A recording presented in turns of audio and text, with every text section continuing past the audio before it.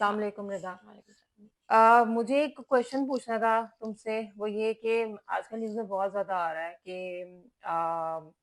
Tylenol के use से ASD के चांसेस बहुत ज़्यादा बढ़ जाते हैं न्यू बॉर्न में। What do you have to say about it? हमारा honestly it could be a reason, but अभी इस पे काफी रिसर्चेस चल रही हैं। 100% तो नहीं कह सकते, बट हो भी सकता है कि ऐसा हो। जैसे हम बात करते हैं कि एल्डरली कपल के जब बच्चे होते हैं तो उसमें बड़ा रिस्क होता है एएसडी, ऑटिज्म स्पेक्ट्रम डिसऑर्डर, जो न्यूरो डेवलपमेंट डिसऑर्डर है, एनडीडी है। तो आप उसकी बात जो है वो इस तरीके से भी करते हैं कि आजकल ये चीज़ बहुत कॉमन हुई हुई है। मतलब आप कहीं पे भी देखें कि पाकिस्तान ग्लोबली बहुत ज़्यादा इसके केसेस आ रहे हैं सामने। तो यस, मैं इस पे 100% नहीं कह सकती, लेकिन हो सकता है। अच्छा, मैं ये जानना चाहूँगी और उन लोगों के लिए भी एक क्वेश्चन है कि जिन लोगों को एएसडी के बारे में पता ही नहीं है, बेसिक इन्फॉर्मेशन भी नहीं है कि एक्चुअली ये होता क्या है। हम्म। बच्चे के साथ बच्चा अगर डिफरेंट बिहेवियर एग्जिबिट कर रहा है तो उसकी स्क्रीनिंग कराना बहुत दूर की बात है, उसके लिए कंसर्न शो करना तो बहुत दूर की बात है। इवन मैं पेरेंट्स की भी बात करती हूँ। लोग जो है इसको डिस्कस करने से भी डरते हैं। तो आप ये बताओगे आपके एएसडी बेसिकली होता क्या है? आई वुड से कि आप बेसिक डेफिनेशन बता दो कि what you have to say about it कि in a very easy way. ASD is autism spectrum disorder, which is a neurodevelopment disorder. तो ये बच्चे में बाय बर्थ भी हो सकता है और बर्थ के बाद भी हो सकता है। और इसकी डायग्नोसिस जो है वो आप 0 to 24 मंथ्स में हो जाती है यूजली। लेकिन क्यों, अगर 24 मंथ से ज़्यादा हो जाए तो वो चीज़ थोड़ी सी बढ़ जाती है। मैं आसान अल्फाज में बोलूँगी, अगर देखा जाए तो ऑटिज्म जो है वो अ, अगर आसान उर्दू अल्फाज में हम उर्दू ज़ुबान में हम बोलें तो उसको कहते हैं पागल। मतलब नॉर्मली आप माँ बाप को नहीं समझा सकते हो ये वाली बात कि आपका बच्चा जो है वो ऑटिज्म का पेशेंट है। आप उसको ये नहीं बोल सकते, उनको ये नहीं बता सकते हो कि आपका बच्चा पागल है। लेकिन हाँ, आप उनको हाईलाइट करते हैं कि आपके बच्चे का जहन दूसरे बच्चों के मुकाबले से थोड़ा स्लो है तो हर आप चीज ये में। कहना चाह रही हैं कि लोग जिन चीज़ों को कैच नहीं कर पाते हैं, कोई नाम नहीं दे पाते हैं, उसको किसी क्लिनिकल टर्म की तरफ ले जा नहीं सकते हैं, उनको प्रॉपर्ली पता नहीं है कि ये क्या चीज़ है या हमारे बच्चे के साथ क्या हो रहा है या with any kind of mental illness. तो अगर लोग उसको एक टर्म नहीं दे पाते हैं, अंडरस्टैंड नहीं कर पाते हैं, तो लोग इस चीज को या उस हालत को पागल कहते हैं, which is a derogatory term, right? Exactly so उसको वो कोई नाम नहीं दे पाते हैं। एम आई असल राइट? में आप ये कहें कि अगर तो माइल्ड की तरफ है ना, जैसे ऑटिज्म से रिलेटेड जो है ना बहुत सारे अ, कहेंगे कि डिसऑर्डर्स हैं, ठीक है। लेकिन हम जिस चीज को फॉलो करते हैं ना, डायग्नोस्टिक क्राइटेरिया को, तो वो कहता है कि आइदर ये बच्चा जो है वो एएसडी है या नहीं है। So there is this one disorder which is Asperger, उसके काफी सारे जो सिम्टम्स हैं वो एएसडी से मिलते जुलते हैं। जी, मैंने भी बहुत सुना है। एग्जैक्टली। काफी केसेस में मैंने इवन के जब मैं पढ़ रही थी खुद भी, तो मैंने ये सुना था कि एस्पर्जर्स को काफी रिलेट करते हैं ऑटिज्म के साथ। इवन के बड़े से बड़ा क्लिनिशियन भी बाज औकात डायग्नोसिस में थोड़ा सा कंफ्यूजन या थोड़ी सी सिमिलैरिटीज आ जाती हैं, तो वो मिस डायग्नोसिस हो जाता है। Asperger is the mildest form of ASD, यूं कहें आप कि बस ये है कि आप उसको जो है वो इट्स नॉट क्योरेबल डेफिनेटली। ना एएसडी क्योरेबल है ना Asperger but it can be curable है। मैनेज। या इट कैन बी मैनेज। आप उसको 3 तक जो है, जो आपका बच्चा होता है उसको आप क्योर तो नहीं कर सकते, लेकिन ट्रीटेबल है, तो आप उसको मैनेज कर सकते हैं। उसको अपनी लाइफ में जो अर्ली डायग्नोसिस बहुत अच्छी है कि आप बच्चा जो है वो जल्दी डायग्नोस हो जाए, तो बच्चे को जो है वो आप उसकी लाइफ को बैलेंस कर सकते हैं, उसकी लाइफ को आप नॉर्मल बच्चों की तरह चलाने की कोशिश कर सकते हैं। तो यहाँ पर पाकिस्तान में इतनी अवेयरनेस नहीं है, इतने अवेयरनेस प्रोग्राम्स नहीं है। हमारे यहाँ पाकिस्तान में क्या होता है कि अगर खुदा न खास्ता बच्चे को जरा सा भी ऐसा कुछ होता है तो हमारे यहाँ दो चीजें होती हैं। आइदर आप बच्चे को कहते हो इसको तो बाबा के पास लेकर जाना है, हम्म। कोई इसके भूत ऊपर वूत कोई चढ़ गया। जिन चढ़ गया है, या खुदा ना खास्ता इसको जो है वो बिल्कुल किसी मतलब दिमागी, वो कहते हैं ना कि इसको फिट्स पड़े थे तो इसका हम्म। जो बुखार जो है वो सर पे चढ़ गया था, तो ये इसका दिमाग बिल्कुल एपिलेप्सी हो गया बिल्कुल या डिफरेंट हो गया।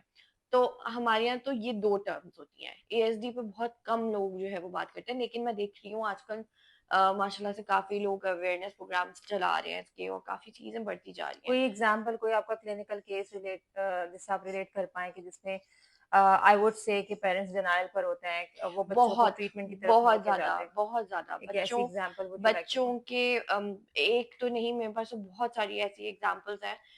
बच्चे को आप नॉर्मल लेकर आते हैं, बच्चे को देखें एस्पर्जर और एएसडी इनमें जो सिम्पटम्स कॉमन है ना, रिपिटेटिव बिहेवियर्स। अगर आप बच्चे को देख रहे हैं कि वो एक चीज़ हर वक़्त करे जा रहा है, करे जा रहा है, करे जा रहा है, और रिचुअलिस्टिक बिहेवियर? एग्ज़ैक्टली तो वो उसको फ़ॉलो करे जा रहा है और उस चीज़ से वो हट नहीं रहा है।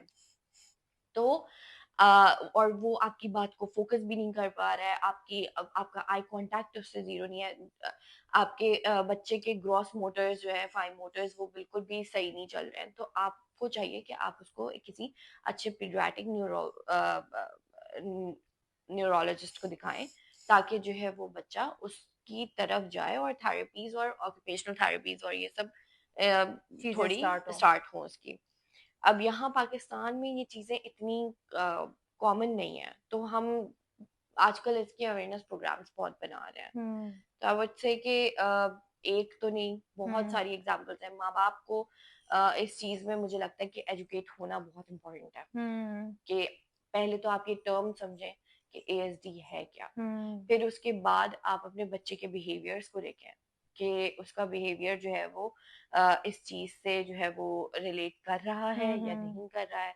आपका बच्चा जो है वो, अब ऐसा भी नहीं होना चाहिए कि बहुत सारे माँ-बाप हैं वो एग्ज़ैजरेट करने लगते हैं। हुँ, कभी-कभार बच्चे का स्पीच डिले होता है तो वो कहते हैं कि यार इसको घबरा ऑटिज़्म जाते है। हैं।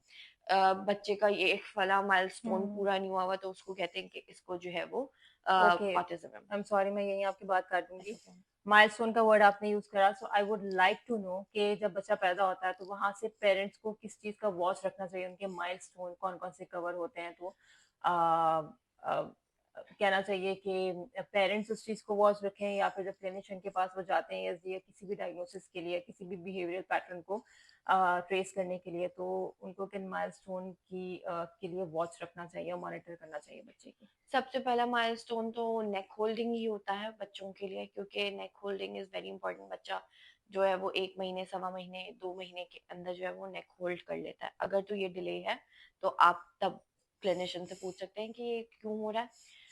अगर तो ये नहीं, तो रिस्पॉन्ड करना, बच्चे के सामने आप जो है वो स्नैप करें कि बच्चा इधर देख रहा है कि नहीं, इधर स्नैप करें कि आई वो देख रहा मूवमेंट। है, आई मूवमेंट बच्चे की है कि नहीं, और बच्चे के सामने आप अपने हाथ को ला सकते हैं। ये सारे जो है वो बहुत अर्ली स्टेजेस हैं जहाँ पर आप वो बच्चे को देख सकते हैं कि उसके साथ कोई प्रॉब्लम तो नहीं आया, कि बच्चा रिस्पॉन्ड कर रहा है कि नहीं कर रहा है। माँ के साथ तो बच्चा वैसे ही बहुत ज़्यादा कम्युनिकेट करना शुरू कर देता है जल्दी-जल्दी, लेकिन आपने ये इस चीज़ का चेक रखना है 6 मंथ्स तक एटलीस्ट, कि आपका बच्चा जो है वो कौन-कौन से माइलस्टोन उसके ये वाले पूरे हो रहे हैं अर्ली ठीक है। के नहीं। फिर उसके बाद बच्चों की बहुत सारी क्रॉलिंग हो जाती है, वॉकिंग हो जाती है। ये चीज़ें भी बहुत आराम-आराम से, कुछ बच्चों की जल्दी होती हैं, कुछ बच्चों हुँ, की लेट होती हैं। स्पीच डिले होना शुरू हो जाते हैं बच्चों के हुँ, हिसाब से। अब यहाँ पर पाकिस्तान में होता है कि आपकी फैमिली में कहते हैं कि फलाँ जो है उसका बाप भी नहीं बोला था इतनी जल्दी, या उसकी माँ हुँ, भी नहीं बोली थी इतनी जल्दी, तो वो भी 3 साल 4 साल की एज में हुँ, बोल लेगा, इसमें कोई बड़ी बात नहीं है। लेकिन ऐसा नहीं होता। ओके, सारे केसेस में ऐसा नहीं होता। ये जो न्यूरो डेवलपमेंट केसेस हैं, एस्पर्जर्स हो गया, ऑटिज्म हो गया, बच्चे वो वाले ज़्यादा प्रोन होते हैं होने के लिए जिनके माँ-बाप या उनके पेरेंट्स या उनके सिबलिंग्स में किसी न किसी को ये प्रॉब्लम हो ऑलरेडी। ओके, तो वो वाले बच्चे जो हैं वो ज़्यादा प्रोन होते हैं एस्पर्जर या फिर ऑटिज्म होने के ऑटिज़्म चांसेस के, हैं। सही तो है, आपको इन सब चीज़ों का भी चेक रखना है उसमें। ठीक है। तो दूसरा ये कि जैसे आपने अभी बात करी कि टाइलेनॉल की वजह से जो हुँ, है वो हुँ, हुँ, ऐसा हो सकता है, तो बहुत सारे केसेस में वैक्सीन्स के ऊपर भी अभी आजकल रिसर्चेस आ रही हैं कि हुँ, वैक्सीन्स बच्चों की पूरी नहीं होती हैं, जिसकी वजह से उनको जो है वो एएसडी का, न्यूरोलॉजिकल प्रॉब्लम्स शुरू हो हुँ, जाती हैं, उनको डिलेज शुरू हो जाते हैं। ये भी रिसर्चेस समहाउ अभी तक जो है वो चल कंप्लीट रही हैं, नहीं हुए, चल रही हैं। राइट। तो I would like to know कि बच्चे के अंदर हम ऐसी अर्ली साइंस क्या देखें कि जो हम इस बात के लिए हम थोड़ा सा कि एक रेड फ्लैग्स आ जाए बच्चे की बिहेवियर में कि we need to go to an expert for a check for a screening और समथिंग लाइक दैट, सो वो ऐसे कौन से अर्ली साइंस होते हैं बच्चे में? जैसे मैंने आपको अभी बताया कि हम बात करते हैं बच्चों के मोटर स्किल्स के ऊपर, जिसमें से फाइन मोटर्स में से एक ग्रॉस मोटर है, एक आपका बच्चों का जो है वो फाइन मोटर आता है। तो ग्रॉस मोटर्स में हम बात करते हैं कि बच्चों की इसमें आ गई रनिंग, आ गया सिटिंग, आ गया या फिर वॉकिंग आ गया, ये बच्चा प्रॉपरली कर रहा है कि नहीं हम्म। कर रहा। और ये फिजिकल है सारे। ओके। किसी में फाइन मोटर्स में ये आ जाता है कि बच्चा जो है वो आइदर इंटरेक्ट कर रहा है सोसाइटल, या फिर नहीं कर पा रहा है, हम्म। या फिर वो सोसाइटी में एडजस्ट कर रहा है कि नहीं कर रहा है। वो इन सब चीज़ों पे फाइन मोटर्स के ऊपर इन ये हम्म। स्किल्स हैं जो बच्चे के अंदर होनी ज़रूरी है। मैंने सुना है रदा कि जो एएसडी वाला बच्चा होता है तो उनके जो है सोशल स्किल्स बहुत ज्यादा वीक होते हैं, या सोशल स्किल्स कहना चाहिए ना होने के बराबर होते हैं, कि जिसमें आता है कि वो हाथ नहीं मिलाते हैं, हम्म। ठीक है, वो अपने नाम पे रिस्पॉन्स नहीं देते, और they find it very challenging to make friends. Is it, am I right, और मैं किस हद तक सही हूँ? बिल्कुल बिल्कुल आप सही कह रही हैं, क्योंकि ऐसा होता है और हो सकता भी है। दो तरीके से एएसडी को देखा जा सकता है। कुछ बच्चे हाइपर होते हैं हम्म। एएसडी में, कुछ बिल्कुल नहीं होते हैं। ओके। कुछ बिल्कुल ही देखिए, हर बच्चा जो है, चाहे वो कोई भी बच्चा हो, हम्म। वो न्यूरोलॉजिकल डेवलपमेंट वाला बच्चा हो या नॉर्मल बच्चा हो, हम्म। हर बच्चे का माइंड जो है वो डिफरेंट होता है और हर ऑब्वियसली बच्चा पर्सनैलिटी भी डिफरेंट होती है, बिल्कुल बिल्कुल। इंट्रोवर्ट तो और एक्सट्रोवर्ट, एग्जैक्टली या exactly, तो वो ये वाली बात आप कह नहीं सकते कि जो है वो बच्चों के लिए ये चीजें कहाँ तक पॉसिबल है। हम्म। और डेफिनेटली उनके लिए बहुत चैलेंजेस होते हैं, बहुत मुश्किल से वो आगे बढ़ते हैं, और हम्म। उनको बस एक क्लिक चाहिए होता है थेरेपी हम्म। का। हम्म। कि जैसे ही आपको पता चल गया आपका बच्चे जो है वो, उसको एएसडी है या हम्म। खुदा ना खास्ता कोई और प्रॉब्लम है, तो आप उसको थेरेपीज की तरफ मोटिवेट करें। थेरेपीज एक दफा बच्चे की स्टार्ट हो जाती है ना, हम्म। फिर थोड़ा सा बच्चा, मैं ये नहीं कहती कि अगेन ट्रीटेबल है, क्योरेबल नहीं है। हम्म।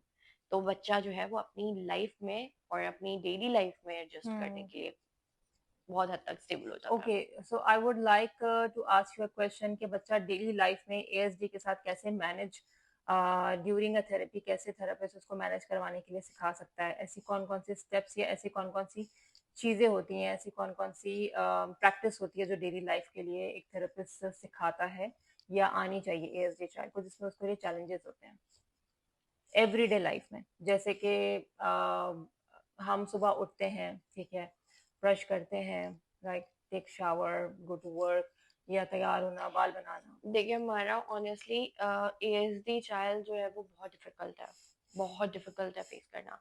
तो उसको एक जो है वो थेरेपिस्ट डील नहीं करता है। ओके। उसके साथ स्पीच थेरेपी का मसला होता है, उसके साथ for occupational every cases, case? Almost. बहुत सारे केसेस में नहीं भी होता। ओके। बहुत सारे केसेस में माँ जो है वो इतना माशाल्लाह से बच्चे को ट्रेन कर चुकी होती है हम्म। कि वो बहुत हद तक बहुत सारी चीज़ों में बर्बल। अ, हो जाता है वर्बल। लेकिन लेकिन फिर भी वो कहीं ना कहीं लैक कर रहा होता ओके। है। तो चाहे वो आई कांटेक्ट में हो, या फिर वो कम्युनिकेशन में हो, या फिर वो कॉग्निशंस में हो, या फिर वो किसी भी चीज़ में हो। हम्म। ठीक है, लेकिन तो इसलिए मुझे ऐसा लगता है कि सिर्फ एक थेरेपिस्ट उसको डील नहीं करता। हम्म। मुझे क्या लगता है कि ऐसा है ऑलरेडी।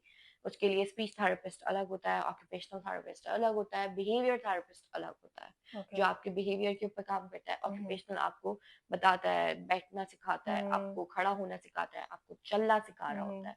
बिहेवियर थेरेपिस्ट आपके अंदर अगर खुदा ना खास्ता कोई बच्चा हाइपर है तो उसके ऊपर वर्क कर रहा होता ठीक है। है। स्पीच थेरेपिस्ट ऐसा होता है कि जैसे आपसे बात करने के लिए या आपको आपके वर्ड्स को क्लियर करने के लिए हम्म। बैठा होता है, तो वो आपके स्पीच थेरेपिस्ट आपकी हेल्प करता है। हम्म। तो हर चीज के लिए ना अलग अलग थेरेपिस्ट होता है। ये हम्म। एक इंसान एक थेरेपिस्ट आपको नहीं करा सो सकता है। There is no one way for a therapy? Exactly. Okay, ठीक है।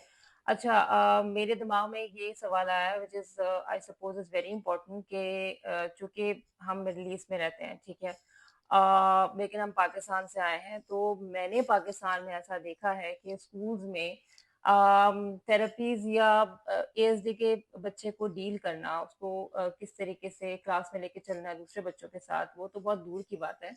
हमारे स्कूल में मैंने ये देखा अनफॉर्चुनेटली सिरे से स्कूल काउंसलर्स होते ही नहीं हैं। I mean I am talking about कि हर स्कूल में नहीं होते हैं, ठीक है? बड़े स्कूल्स में होते हैं, जो बहुत बड़े नाम वाले स्कूल हैं, उनमें डेफ़िनेटली होता है स्कूल काउंसलर, जैसे बीकन हाउस हो गया, सिटी स्कूल हो गया। पर हर स्कूल में नहीं होते। अब बच्चे तो स्कूल में जा रहे होते हैं, हर किस्म के बच्चे जा रहे होते हैं। बच्चे डिफरेंट डिसऑर्डर्स के साथ भी जा रहे होते हैं, जिनके आप पता होता है डायग्नोसिस हो चुका होता है, किसी का नहीं हुआ होता। तो आपके ख्याल में पाकिस्तान में या यूएई में हम अगर कंपैरिजन करें, किस तरीके से स्कूल सपोर्ट करते हैं ऐसे बच्चे को कि ऐसे बच्चों को कि जो थोड़े से चैलेंजिंग होते हैं? ये वाली बात बिल्कुल फैक्ट है और इस चीज़ को मैं भी अंडरस्टैंड करती हूँ कि पाकिस्तान के अंदर जो है वो अभी स्कूल्स के अंदर स्पेशली इतनी अवेयरनेस नहीं है एएसडी की और भी क्या कहते हैं डिसऑर्डर्स की। बट आई वुड से कि अगर जैसे पाकिस्तान से हम यहाँ दुबई आया, दुबई में हम देखते हैं कि यहाँ पर बहुत सारे जो स्कूल्स हैं उनके अंदर एक टर्म यूज होता है, shadow teacher. There is a facility available. Exactly, shadow teacher. Teachers भी होते हैं हम्म। पढ़ाने के लिए बच्चों को, लेकिन वो स्पेसिफिक बच्चे के साथ एक टीचर हायर होता है। ओके। वो पेरेंट्स करते हैं यहाँ पर, पेरेंट्स मिडल करते ईस्ट हैं में। शेडो टीचर को ओके। उस बच्चे के लिए, ताकि वो उसको फोकस करा सके। वो काउंसलर्स होते हैं बेसिकली, जिन्होंने हम्म। साइकोलॉजी पढ़ी होती है, जिनको साइकोलॉजी का बैकग्राउंड होता है। इसमें ये भी एक बहुत अच्छी चीज़ है कि लोगों को अपॉर्चुनिटीज मिलती हैं काम करने के लिए। Right, right. हमारे यहाँ पाकिस्तान में अगर ये शेडो टीचर्स का जो टर्म है ना, ये अगर इस्तेमाल हो पाकिस्तान में और बहुत इसका बहुत अच्छा स्कोप हो जाए, हम्म। तो बहुत अच्छी बात होगी, क्योंकि जो बच्चे होते हैं वो इतने क्विक हम्म। लर्नर नहीं होते हैं, ये वाले बच्चे खास तौर पे। Right, right. इनफैक्ट अगर आप किसी एडीएचडी के भी बच्चे को देखेंगे तो वो हम्म। भी इतना क्विक लर्नर नहीं होगा, हाइपर एक्टिव बच्चा रहेगा। तो उसको भी चाहिए कि एक उसके साथ एक शैडो टीचर होनी चाहिए, जो बच्चे को ब्लैक बोर्ड पे कुछ लिखा हुआ हम्म। अपने तरीके से समझाए। काउंसलर अपने तरीके से राइट। समझाता है। तो ये एक ना बहुत इम्पोर्टेंट चीज है, मुझे ऐसा लगता है कि ये होनी जरूरी है। तो व्हाट डू यू थिंक कि पाकिस्तान में या तो सिरे से है ही नहीं शैडो शैडो टीचर? बिकॉज जब मैं पाकिस्तान में थी तो मैंने शैडो टीचर का टर्म सुना था, ठीक है? इसलिए सुना था कि जब मैं अपना कोर्स वर्क कर रही थी उसके दौरान काफ़ी जिस ऑर्गेनाइजेशन से कर रही थी तो वहाँ पे काफ़ी ये पोजीशंस ओपन होती थी, शैडो टीचर की ज़रूरत पड़ती थी, ठीक है? तो मैंने टर्म तो सुना हुआ पाकिस्तान में, बट मैंने बहुत ज़्यादा आम नहीं सुना हुआ कि लोग एएसडी के साथ बच्चे के साथ जो है वो शैडो टीचर को अपॉइंट करते हैं, भेजते हैं स्कूल के लिए। तो तुम्हारे ख्याल में क्या रीज़न हो सकता है कि पाकिस्तान में ये इतना ज़्यादा आम पेरेंट्स हायर नहीं करते हैं, अप्रोच नहीं करते हैं या उनको नीड नहीं लगती है? ऐसा क्या ऐसे क्या ऑब्स्टिकल्स हैं या यू थिंक कि मे बी फाइनेंशियल कंस्ट्रेंट्स की वजह से शायद पेरेंट्स हायर नहीं करते या अंत तक पहुंचते नहीं या ये अवेयरनेस ये नहीं है? बहुत अच्छा एक क्वेश्चन है कि फाइनेंशियल इश्यूज जो है ना पाकिस्तान में, आपको पता है कि किस तरीके के लोगों के साथ चल रहे हैं। तो लोग कहते हैं यार हम स्कूल की फीसेस दे रहे हैं, यही बहुत बड़ी बात है, राइट। तो हम शैडो टीचर्स को कैसे जो है वो कर सकते हैं, हायर कर सकते हैं। तो देयर इज दिस थिंग कि आप अगर बच्चों के ग्रुप बनाकर आप शैडो टीचर्स को अपॉइंट करें, और हम्म। सारे पेरेंट्स जो हैं जितने भी हाइपर एक्टिव बच्चों के या एएसडी के, तो मुझे ऐसा लगता है कि उसमें कुछ थोड़ी बहुत जो है वो हो सकती है गुंजाइश। इसमें अफोर्डेबिलिटी भी आ जाती है और आप अपने बच्चे को एक अच्छा माहौल भी दे सकते हैं। हम्म।